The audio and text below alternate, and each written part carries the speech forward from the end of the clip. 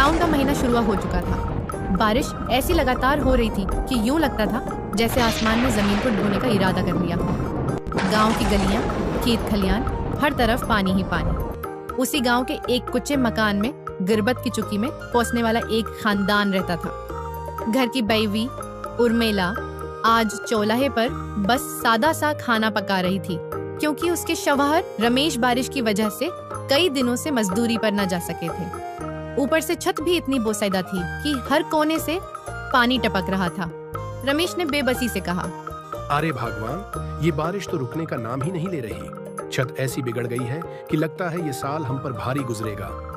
जी हाँ, अगर पता होता कि बारिश इतनी जल्दी शुरू हो जाएगी तो हम पहले ही मुरम्मत कर लेते। अब तो खाना पकाना भी दुश्वार हो गया है।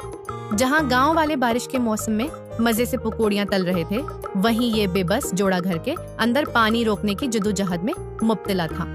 रमेश ने कहा, अब तो रात काफी हो गई है, कल सुबह होते ही देखूंगा कुछ कर सकता हूँ या नहीं। फिलहाल भूख बहुत लगी है, खाना खा लेते हैं। दोनों ने खाना खाया और थकन के मारे सो गए। मगर रात भर बरसात ने घर को झील में बदल दिया। सुबह जब आंख खुली तो चारों तरफ पानी ही पानी था। रमेश हक्का बक्का रह गया। उरे, ये क्या हो गया? हमारा घर तो डूब गया है। उर्मिला रोने लगी। अब हम कहाँ रहेंगे? तुम्हारे बचपन के दोस्त बुर्जू के पास चलते हैं। ये सुनते ही रमेश को उम्मीद की किरण नजर आई। दोनों भागते हुए बिरजू के घर पहुँचे। बिरजू और उसकी बैवी मजे से पकोड़े खा रहे थे। रमेश ने दस्तक दी और अपना हाल सुनाया। बिरजू की बैवी ने कहा, अरे भाई, इसमें सोचने की क्या बात है, अंदर आ जाओ। लेकिन बुर्जू का दिल तंग हो गया। वो बोला, नहीं भाई, माफ करना, मेरे घर में जगह नहीं है। हमारी दोस्ती बाहर की है, घर के अंदर की नहीं। ये सुनकर रमेश का दिल टूट गया। बुर्जू ने मजीद जहर घोलते हुए कहा, दोस्ती बराबरी में होती है, तुमने मुझे आज तक दिया ही किया है। मायूस होकर दोनों वहां से निकल गए। रास्ते में उर्मिला बोली, ये कैसी यारी थी? रमेश ने आसमान की तरफ देखते हुए कहा, शायद खुदा इसीलिए दुख देता है कि इंसान पहचान सके कि कौन अपना है और कौन नहीं। जब वो वापस अपने घर पहुंचे तो अचानक तेज आंधी चली और छत ही उड़ गई।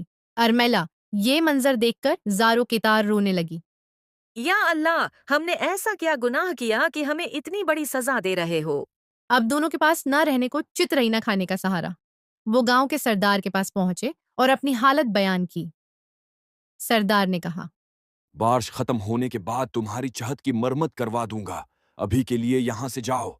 रमेश ने कहा, कम से कम बारिश थमने तक हमें अपने घर में जगह दे दो। सरदार ने तंजिया हंसी हंस कर कहा, अपनी औकात देखो, फिर मेरे घर की दहलीज पार करने का सोचना। बेबस वो दोनों रोते रोते गांव छोड़कर एक घने जंगल में पहुंच गए। अचानक एक नन्ही सी चिड़िया उनके सामने आकर बोली, कहाँ जा रहे हो? इस जंगल में तरंदे रहते हैं। इन दोनों ने सारी बात बताई।